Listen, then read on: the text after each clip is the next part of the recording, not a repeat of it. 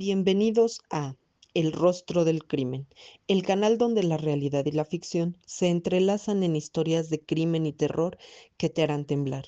Aquí exploraremos los casos más escalofriantes y oscuros de la historia, desde asesinatos brutales hasta sucesos paranormales que te dejarán sin aliento. Únete a nosotros en un viaje por el lado oscuro de la humanidad, donde la verdad es más aterradora que cualquier ficción. Y no olvides suscribirte para que no te pierdas ninguno de nuestros episodios.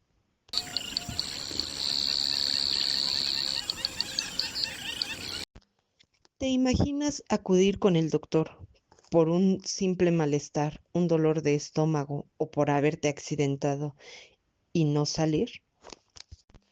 Quédate que ya te cuento la historia del doctor Arsénico o también conocido como el doctor de la muerte. Allá en 1951, en Tacoma, Washington, nacería Michael Joseph Schwango, el segundo de tres hermanos, un niño ejemplar cuyo padre fue un condecorado de la Guerra de Vietnam. Derivado de todo lo que había visto y todo lo que había vivido durante los combates, su padre comenzó a presentar episodios de depresión y de violencia. Aún así, él quería compartir sus experiencias con su familia. El problema era que al contarlas no mostraba ápice alguno de culpa. Esto comenzó a dañar la mente del pequeño Michael. El matrimonio de sus padres no fue algo sencillo, ya que comenzaron a tener muchos problemas. Esto ocasionó que años más tarde se divorciaran. Después de haber pasado por tanto, al cumplir los 18 años, Michael se graduó del Catholic Boys High School en 1972 y se enlistó para la Infantería de Marina. Él tenía todas las cualidades y el carácter apropiado para pertenecer a ese cuerpo militar, ya que era obsesivo con la disciplina y tenía mucho interés por los nazis y todo lo referente al Holocausto. Esto provocó que él comenzara a informarse y a estudiar más acerca del tema. Tiempo después abandonó la vida militar para volver a la vida civil y así se inscribió a la Universidad de Quincy, donde obtuvo honores en química por ser tan buen estudiante, y ahí fue donde comenzó a estudiar los venenos. Tiempo después llegó a otra universidad donde estudió medicina. Él se destacaba por ser un estudiante competitivo y salvaje y era muy directo al hablar con los pacientes terminales. De esta manera, al igual que su padre, no mostraba ningún rastro de sensibilidad ni de culpa por dar noticias trágicas. Lo verdaderamente curioso era que siempre que los pacientes empeoraban y morían, él estaba cerca. Para 1983 se graduó con una nota de residente problemático, pero eso no fue problema cuando ingresó a la Ohio State University Medical Center, donde le ofrecieron una residencia en neurocirugía. Durante la entrevista de admisión, él se mostró amable, cauto, era muy observador y atento, y demostraba cierta pasión por la medicina, lo que evadía cualquier tipo de sospecha.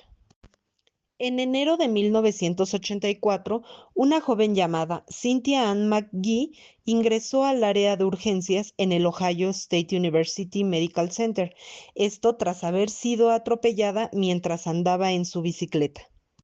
Ella se encontraba perfectamente lúcida y consciente al momento de ingresar a revisión, pero por la noche la visitaría el doctor Michael, quien inyectó algo en su suero y se marchó. Al poco tiempo, el corazón de Cynthia se detuvo de manera inesperada y abrupta, y el diagnóstico fue insuficiencia cardíaca súbita.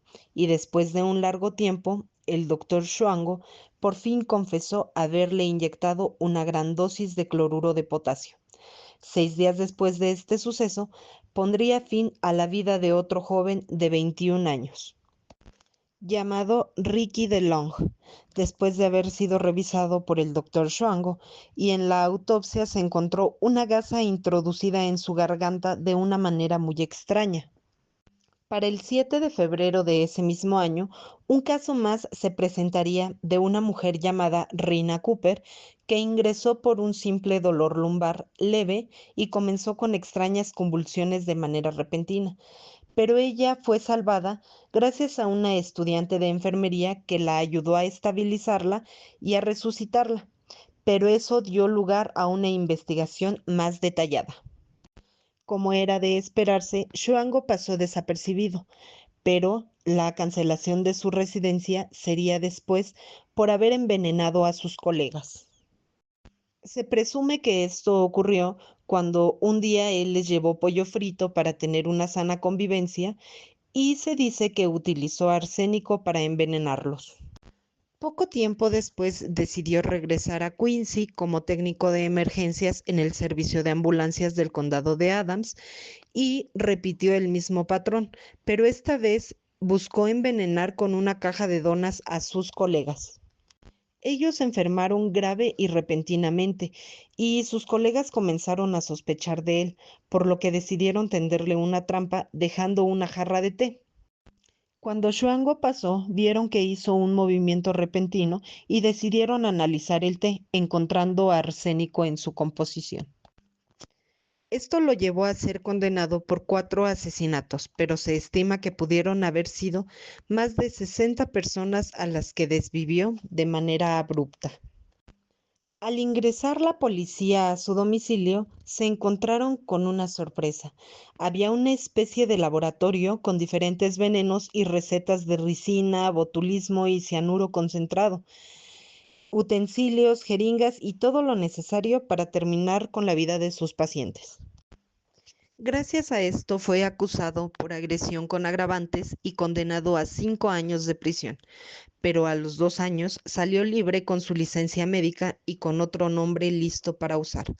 El nuevo nombre era David Jackson Adams y con documentos falsos que avalaban esa identidad.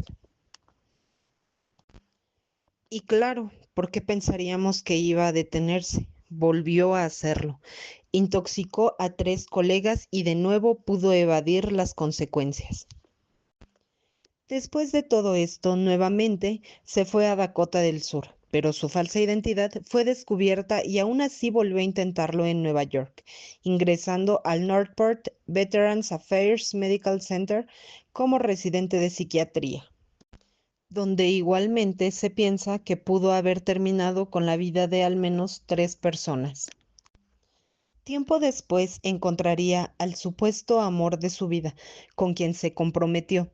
Ella era una enfermera de nombre Christine Kinney que comenzó a enfermarse de manera extraña. Comenzó con síntomas como dolor de cabeza, vómitos, diarrea, etc.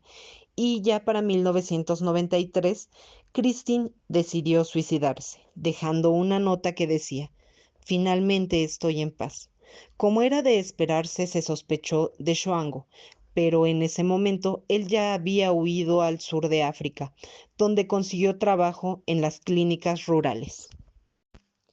Entre diciembre de 1994 y junio de 1997, Xuango se encontraba en el hospital Nene Mission en Zimbabue y había transcurrido su estancia sin levantar sospecha alguna. Sin embargo, en los siguientes 2 años, por lo menos 5 pacientes enfermaron y murieron de manera misteriosa y con los síntomas similares a los que las demás víctimas.